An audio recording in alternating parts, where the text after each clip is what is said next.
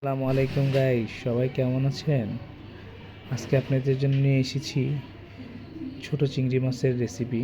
প্রথমেই আমরা একটা প্যানের মধ্যে পরিমাণ মতো পেঁয়াজ ফ্রাই করে নিয়েছি। তারপরে আমরা 1 চামচ রসুন, 1 চামচ আদা, হাফ চামচ হলুদ, হাফ চামচ মরিচের গুঁড়া, হাফ চামচ জিরার গুঁড়া এবং হাফ চামচ ধনিয়ার গুঁড়া দিয়ে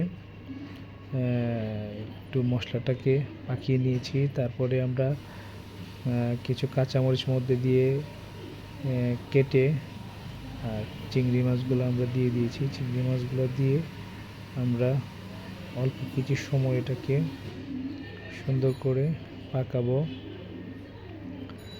চিংড়ি মাছটা যখন একটু হালকা ব্রাউন হয়ে আসবে, তখন আমরা এটার মধ্যে কিছু টমেটো অ্যাড করে দিব। টমেটোর ফ্লেভারটা আপনার খাবারটা, চিংড়ি মাছের ভাজিটা অনেক টেস্টি হবে। সরি আপু, আসলে আজকে ভাইয়ারা আমরা ওর কণ্ঠটা বসে যাওয়ার কারণে আপনাদের ক্লিয়ারলি উপস্থাপন করতে পারছি না। মোটামুটি আমরা লাস্টের দিকে অল্প পানি দিয়ে দিব। হয়ে গেছে আমাদের চিংড়ি ভুনা। Thank you.